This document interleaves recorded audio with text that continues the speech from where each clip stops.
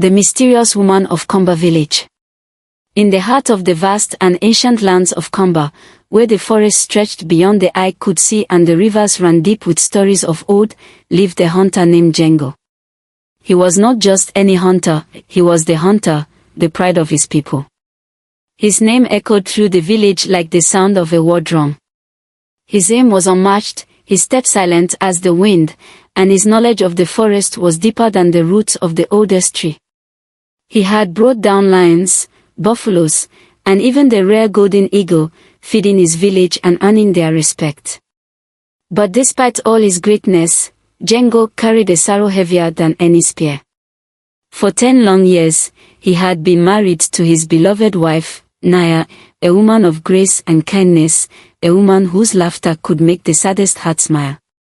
But no matter how much they prayed, no matter how many offerings they made to the gods, their home remained silent, no child, no little footsteps running in the dust. It was the only thing missing in their perfect life. The warning from the elderly woman. One evening, as Django prepared to set out on a hunt, an elderly woman from the village approached him.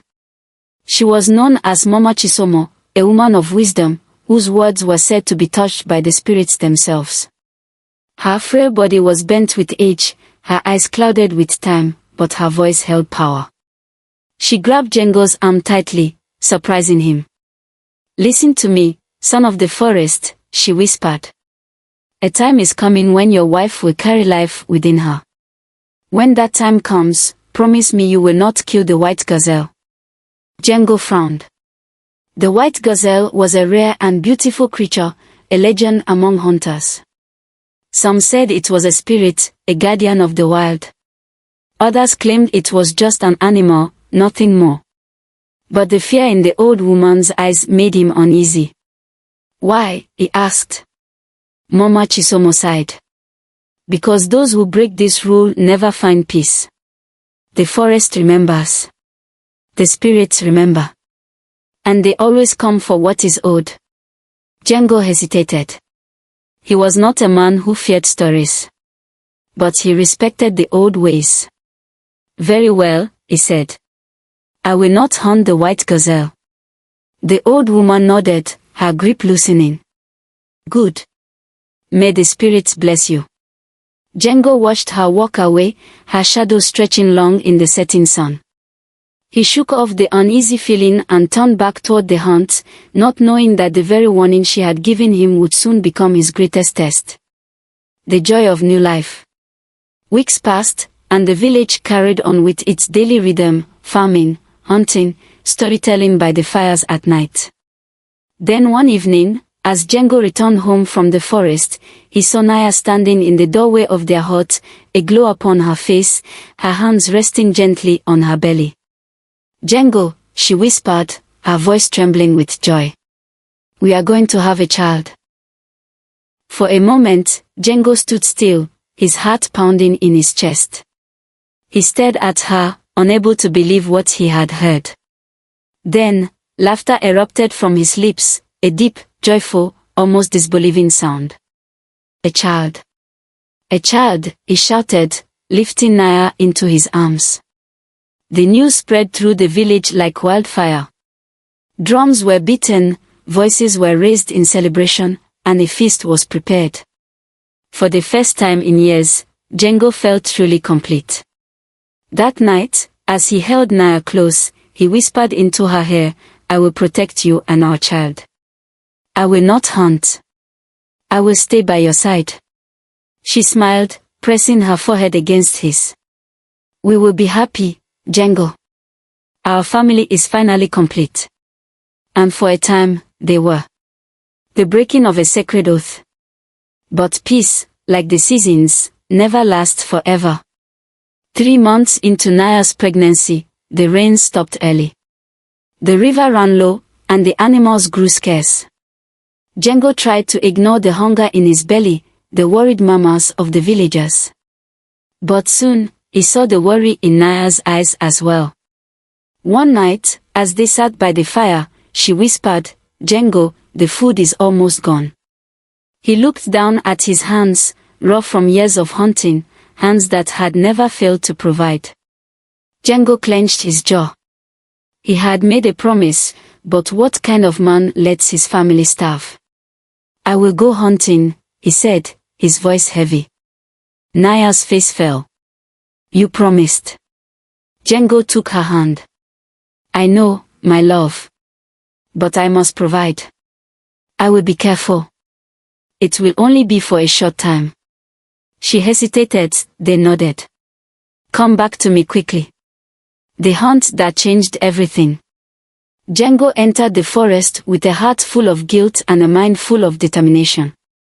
He tracked for hours, his senses sharp, his steps careful. But something was wrong. The forest was silent. No birds, no rustling leaves, no distant roars of beasts. Only the whisper of the wind. Then he saw it. Standing in a clearing, its white coat shining like the moon, was the white gazelle. Django froze. It was more beautiful than any creature he had ever seen. Its eyes, deep, dark, almost human, stared straight into his soul. Mama Chisomo's warning rang in his ears. Never hunt the white gazelle while your wife is pregnant. His hands shook. He could walk away. He could return to Naya empty-handed. But, what would they eat? How would they survive? Django swallowed. He was a hunter. This was what he did. He raised his spear. The white gazelle didn't run. It only watched. Then, with a steady breath, Django threw his spear. The tip pierced the gazelle's side. A sharp cry rang through the air, not the cry of an animal, but something more. Django's heart pounded as the creature fell, its body still. But as he stepped closer, a cold wind rushed through the trees, whispering words he could not understand. The sky darkened. The trees groaned. The shadows stretched. And deep in the forest, a voice, soft, sad, and full of warning, began to whisper his name. The night Zera was born, the wind howled through the village of Komba like a restless spirit. It rattled the rooftops, whispered through the trees, and carried an eerie silence that made even the bravest elders uneasy. Inside their small hut, Naya screamed in labor, her body drenched in sweat as the midwives walked tirelessly by her side. Django knelt outside, his hands clenched into fists, his heart pounding against his ribs. Then, just as a crack of lightning split the sky, a baby's cry pierced the air. Django rushed inside, his breath held tight in his chest. And there, in Naya's exhausted arms, lay their daughter, Zera. She was beautiful, her skin dark like polished ebony, her tiny fingers curled into delicate fists. But something was different. As Naya cradled her baby close, the firelight flickered strangely against Zera's face. Django frowned, stepping closer. Her eyes. They were not like any human child's. They were deep, glowing faintly in the dim light, like embers hidden beneath ash. The village reacts. The midwives, who had been celebrating the safe birth, suddenly fell silent. One by one, they backed away, their faces pale with fear. An old woman whispered, her eyes, they are not of this world. Another midwife clutched her chest. She carries the mark of the spirits. The whisper spread through the village like wildfire. She is not like us. She is a blessing. No, she is a curse. Django ignored their fears. He saw only his daughter, his miracle, his long-awaited child. But deep inside, a whisper of doubt scratched at his soul. Had Mama Chisomo been right? Had the white gazelle's spirit followed him home? A child of two worlds. As Zera grew, strange things began to happen. By the time she was a year old, animals acted oddly around her. Dogs, usually loyal to their masters, cowered in her presence. Birds landed near her feet, watching her with their beady black eyes, as if listening. When she laughed, the wind changed direction. When she cried, the river ran faster. At 2 years old, she spoke her first words, not just to her parents, but to the animals. Django once found her sitting in the shade of a great tree, whispering softly to a snake. The serpent coiled at her feet, not in threat, but in obedience. At 3, she pointed to the sky and said, "It will rain soon." The sky was clear. Not a cloud in sight. But within hours, a great storm rolled in, one that saved the village from a harsh dry spell. Blessing or curse? Some villagers saw Zera as a divine gift. They believed she had been sent by the spirits to protect Komba. Others saw her as an omen of doom, a reminder of Django's broken oath, a punishment that had taken the form of an innocent child. The elders met in secret, discussing her fate. One whispered, "The spirits do not give without taking. We must watch her closely." Another muttered, "She is neither fully human nor fully spirit. She belongs to neither world." A growing power. As the years passed, Zera's abilities grew stronger. She could predict the coming of floods, warn hunters of where prey would be found, and calm the wildest beast with a single touch. Some people respected her. Some feared her. Django and Naya loved her fiercely. But in the shadows, unseen eyes were watching. The forest spirits had not forgotten the drought that tested them all. One year, the rains did not come. The rivers dried up, the soil cracked, and the crops withered beneath the unrelenting sun. People whispered that it was Zera's fault. "She is unnatural," they muttered. "The spirits are angry." The elders gathered, calling Django to their sacred circle. One of them, a man with skin as wrinkled as the bark of an old tree, looked at him gravely. "The girl is not meant for this world, Django. The drought is proof. We must send her away." Django's heart filled with rage. He stood tall, his voice like thunder.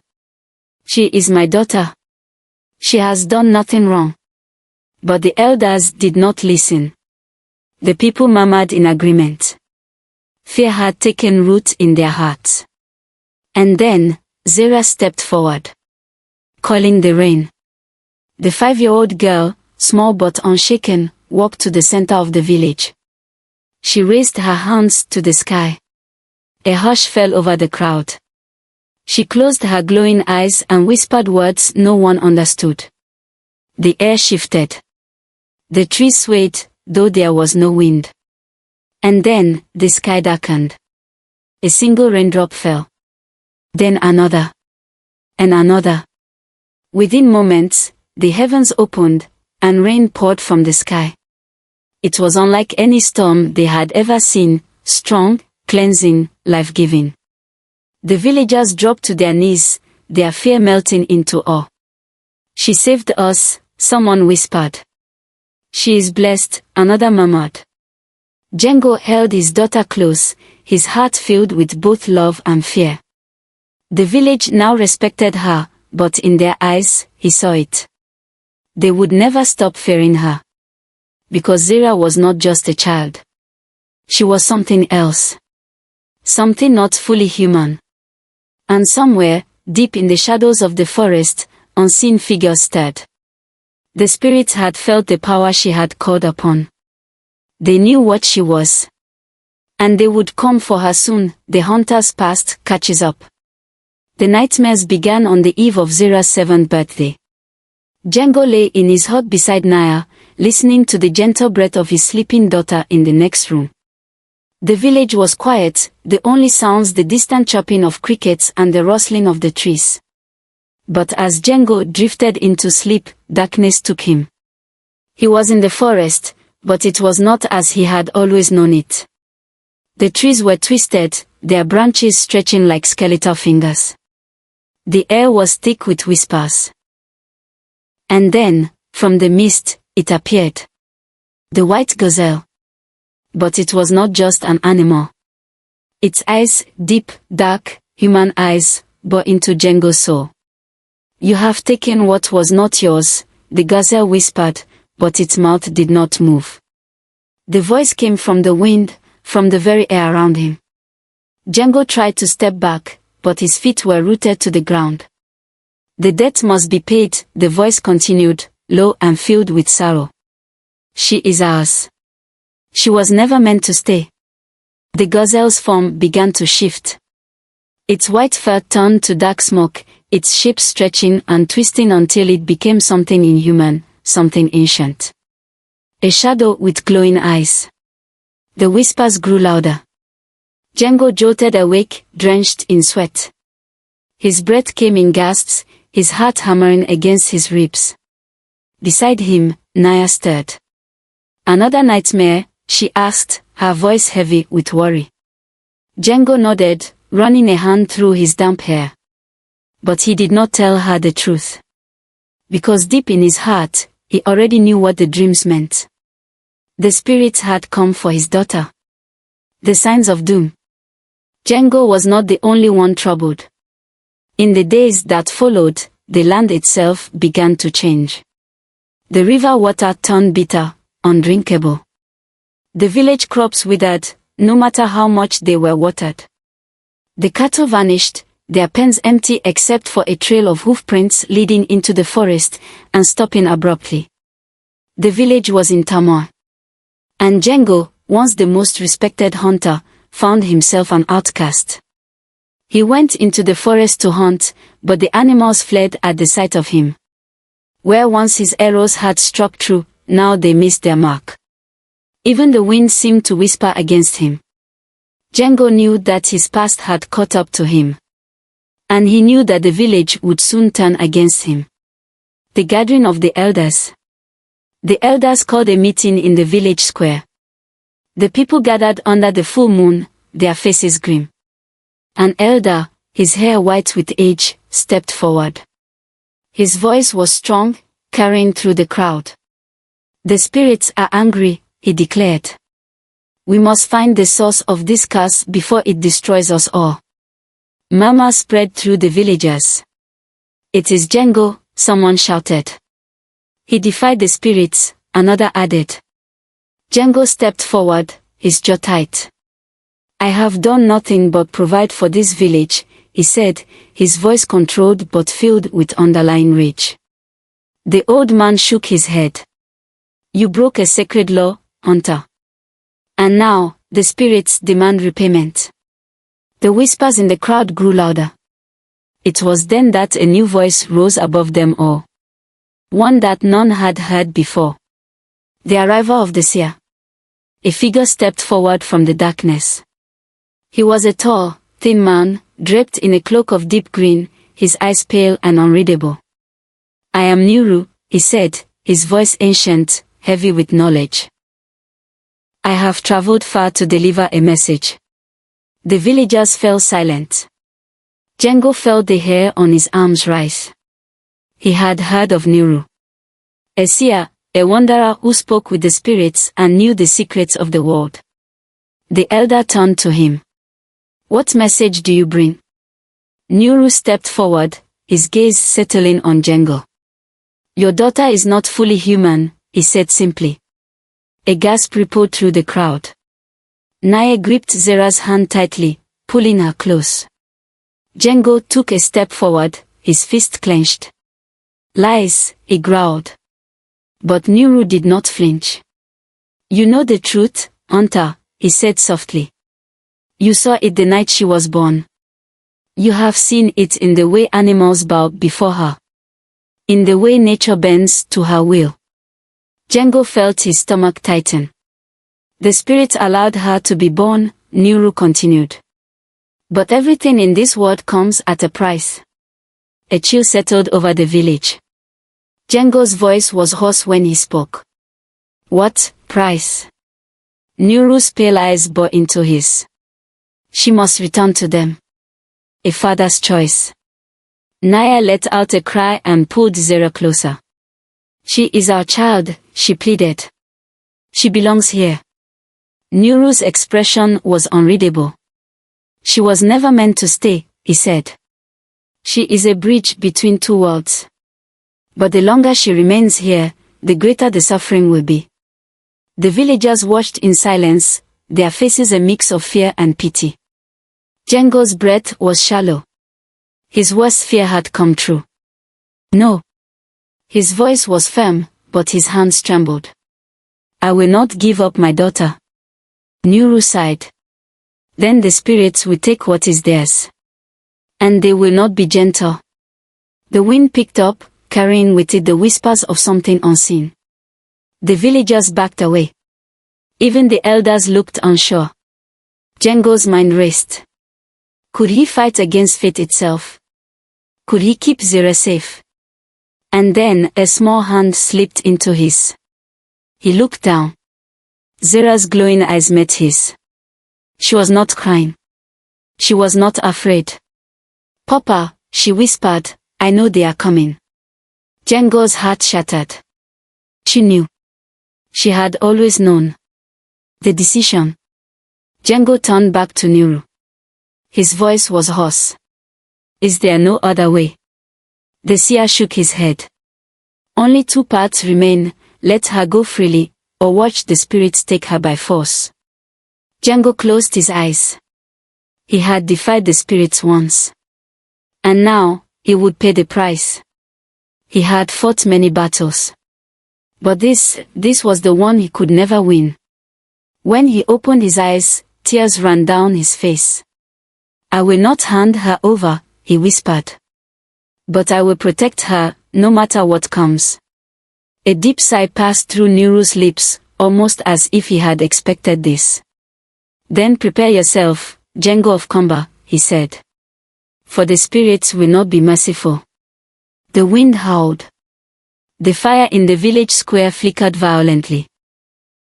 And somewhere beyond the trees, the whispers of the forest spirits grew louder. They were coming. A daughter's sacrifice. The night of the great ritual arrived with a sky as dark as a forgotten dream. The air in Komba was thick, charged with unseen energy, humming with the presence of something beyond human. Even those who had once doubted the existence of the spirits could feel them now. The wind did not blow. The flames of the torches stood still, yet burned fiercely. The villagers had gathered in the sacred grove, an ancient place hidden deep within the forest, where the great spirits were said to cross into the human world. At the center of it all stood Django. His hands trembled, his heart a storm of fear and grief. Tonight, he would fight fate itself. The spirits arrive. The first sign of their arrival was the sound. A deep, low hum that seemed to vibrate in the bones, rising from the earth itself. Then came the shadows. They stretched unnaturally, twisting across the ground like living things. And then, the spirits took form. They emerged from the trees, figures of smoke and mist, their eyes burning like dying stars. They did not walk. They glided, weightless and terrifying. The white gazelle spirit stood at the front. Its body flickered between animal and human, its sorrowful gaze locked on Django. You have known this day would come, hunter, it whispered. Django gritted his teeth. I have come to bargain, he said. The spirits did not answer. But the air shuddered with their displeasure. Django's final plea. Django took a deep breath and stepped forward. I have defied you, he admitted. I have taken what was not mine. I have broken the sacred balance. He knelt before them, his pride cast aside. But she is my daughter, he said, his voice breaking. Take me instead. Let her stay. The spirits were silent. Then, the white gazelle spirit stepped forward. The balance was broken long ago, it said softly. Django's chest tightened. There is no sacrifice that will undo what has been done, the spirit continued. The debt is hers to pay, not yours. Django clenched his fist. He had prepared for this answer, but hearing it felt like a knife to the heart. Then, a soft voice broke through the silence. Then I will go. Django's head snapped up. Zira stepped forward, her small figure framed by the glow of the torches. Her eyes shone, not with fear, but with understanding. Zera, no. Naya gasped, reaching for her, but Zera stood firm. She turned to her father. Papa, she whispered, this is my fate. I have always known. Django's breath caught in his throat. I belong to them, she continued. I was never meant to stay forever. The spirits watched in silence. Django shook his head. No, he choked. No, I won't let them take you. Zera smiled softly. Then let me make a promise, she said, turning to the spirits. Her voice echoed with power. Let me stay with my people until my purpose is complete, she said. And in 3 years, I will come to you willingly. The spirits stirred. The air shifted. Django held his breath.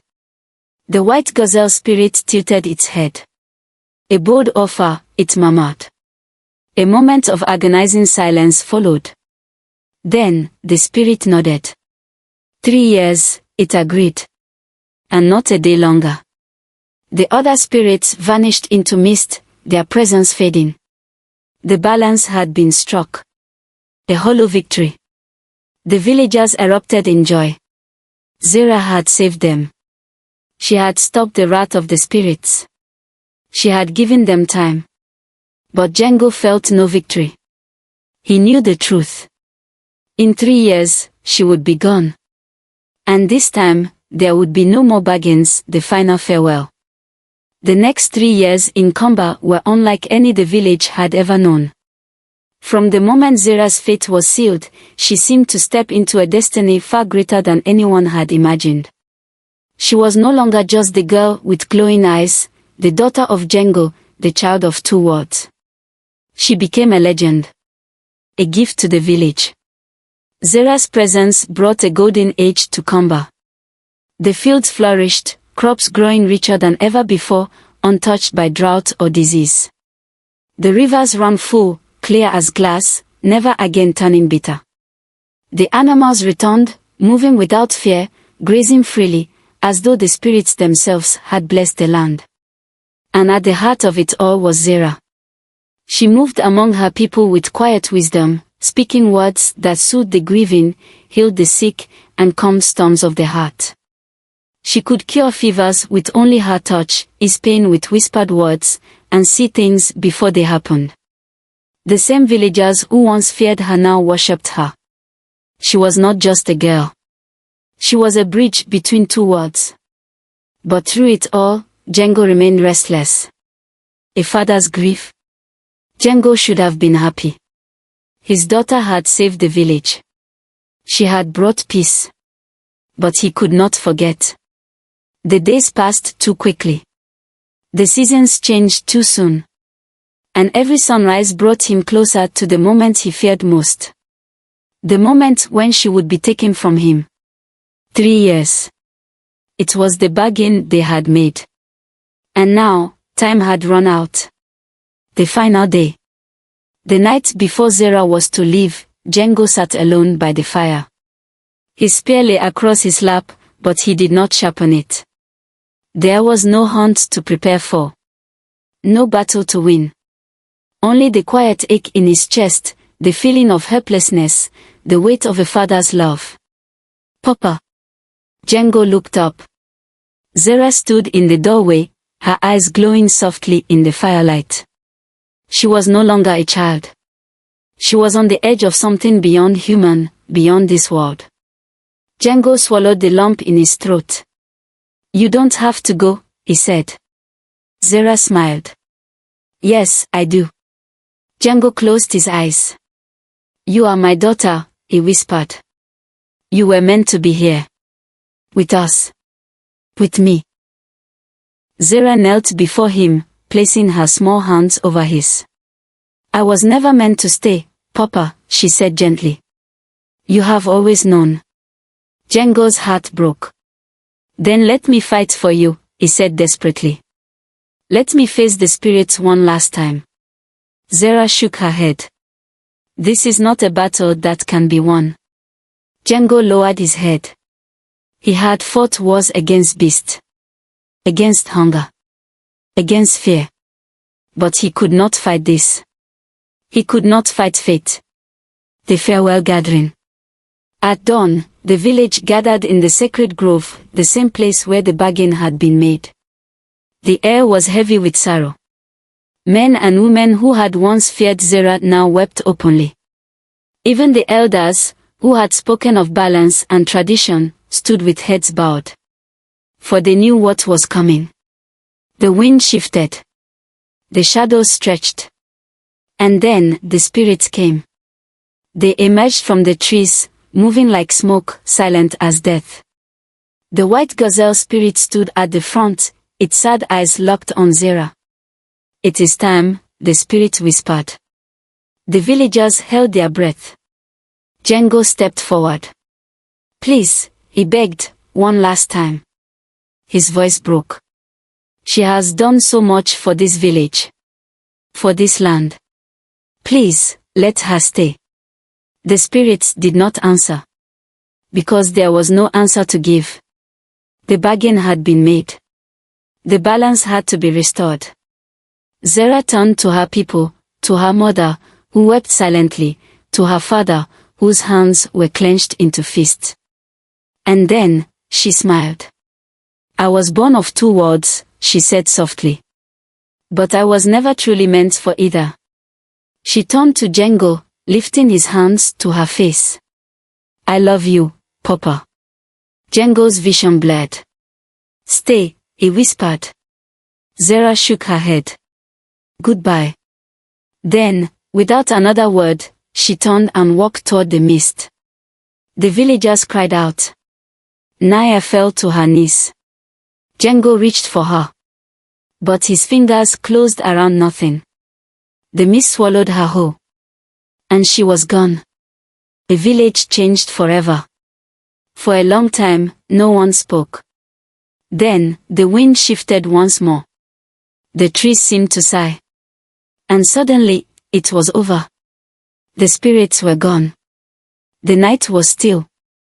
And Zerah was no more. The village mourned her. But in the days that followed, something miraculous happened. The land remained fertile. The waters ran clean. The animals roamed freely. And combat thrived as it never had before. Zerah's gift had not left them. Her presence remained woven into the land, into the trees, into the very air itself. The legend of Zerah. Django never spoke of that night again. But sometimes, when the wind blew through the trees, when the leaves rustled in whispers, he would close his eyes and listen. And he would hear her. A soft voice on the wind, carrying the words that would be passed down for generations. "I lived among you, but I was never truly yours." The end.